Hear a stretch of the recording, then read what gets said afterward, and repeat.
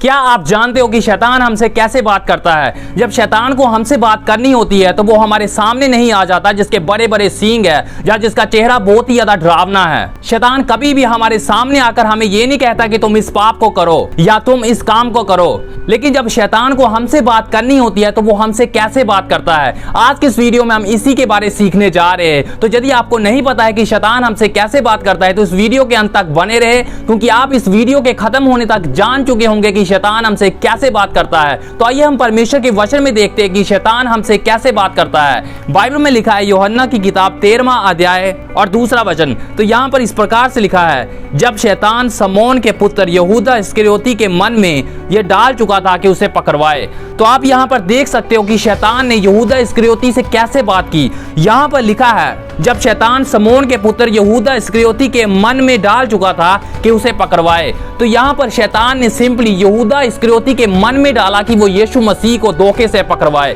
तो शैतान यहूदा के सामने नहीं आया कि तुम धोखे से यीशु मसीह को पकड़वाओ, लेकिन शैतान ने सिंपली यहूदा के मन में इन विचारों को डाला कि वह धोखे से यीशु मसीह को पकड़वाए। तो आप देख सकते हो कि शैतान हमारे मन में विचारों को डालने के द्वारा हमसे बात करता है। शैतान हमारे मन में ऐसे विचारों को डालता है और जब हम उन विचारों को एक्सेप्ट करते हैं और उस विचार के अनुसार काम करते हैं तो हम पाप करते हैं। शैतान जब हमारे मन में विचारों को डालता है तो वो हमें मोटिवेट करता है कि हम उस विचार के अनुसार काम करें। तो हम यहाँ पर क्लियरली देख सकते हैं कि शैतान ने यहूदा से कैसे बात की। उसने सिंपली यहूदा के मन में इन विचारों को डाला कि वो यीशु मसीह को धोखे से पकड़वाए, और जब यहूदा ने उन विचारों के अनुसार काम किया तो उसने पाप किया। तो आइए हम बाइबल में और एग्जाम्पल को लेकर देखते हैं कि शैतान हमसे कैसे बात करता है। बाइबल में लिखा है कि जब प्रथम कलीसिया में बेदारी आई तो लोगों ने अपने घरों को बेच बेच कर जो भी पैसा आता था वो प्रेरितों के चरणों में रख देते थे, ताकि प्रभु का सुसमाचार बहुत ही ज्यादा तेजी से फैले। और उस समय एक दो पति पत्नी थे, हनन्याह और सफीरा।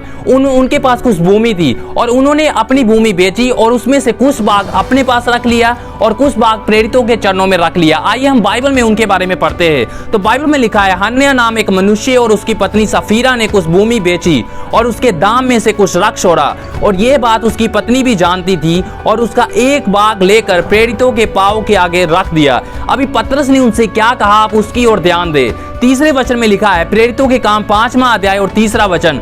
पतरस ने कहा, हे हनन्याह, शैतान ने तेरे मन में यह बात क्यों डाली कि तू पवित्र आत्मा से झूठ बोले और भूमि के दाम में से कुछ रख छोड़े। तो यहाँ पर भी आप क्लियरली देख सकते हो कि शैतान ने सिंपली हनन्याह के मन में यह डाला कि वो भूमि के दाम में से कुछ रख छोड़े और वो पवित्र आत्मा से झूठ बोले। तो यहाँ पर हनन्याह से शैतान ने कैसे बात की? हनन्याह के मन में सिंपली शैतान ने इन विचारों को डाला कि वो झूठ बोले, वो भूमि को बेचे और उसमें से कुछ पैसों को वो रख छोड़े और जाकर प्रेरितों से झूठ बोले। और जब हनन्याह ने उस विचारों को रिसीव किया और उसने उन विचारों के अनुसार काम किया तो उसने पाप किया। तो आप यहाँ पर भी क्लियरली देख सकते हो कि जब शैतान ने हनन्याह से बात की तो वो उसके सामने आकर खड़ा नहीं हो गया, लेकिन सिंपली उसने हनन्याह के मन में अपने विचारों को डाला ताकि हनन्याह उसके विचारों के अनुसार काम करे, और हनन्याह ने ऐसा किया भी। आइए हम बाइबल में एक और एग्जाम्पल को लेते हैं। बाइबल में लिखा है कि सामरिया में एक बहुत ही बड़ी बेदारी आई और पतरस और यूहन्ना सामरिया नगर में गए ताकि लोग उनके द्वारा पवित्र आत्मा को पाए, और प्रेरितों ने उनके ऊपर हाथ रखे और जैसे ही उन्होंने हाथ रखे उनके ऊपर, उन्होंने पवित्र आत्मा का वरदान पाया।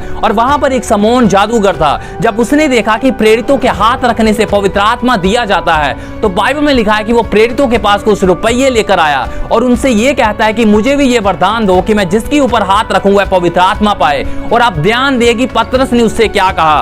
प्रेरितों के काम 8वां अध्याय और 20 वचन। तो यहाँ पर इस प्रकार से लिखा है, पतरस ने उससे कहा, तेरे रुपये तेरे साथ नष्ट हो, क्योंकि तूने परमेश्वर का दान रुपयों से मोल लेने का विचार किया। इस बात में ना तेरा हिस्सा है ना भाग, क्योंकि तेरा मन परमेश्वर के आगे सीधा नहीं।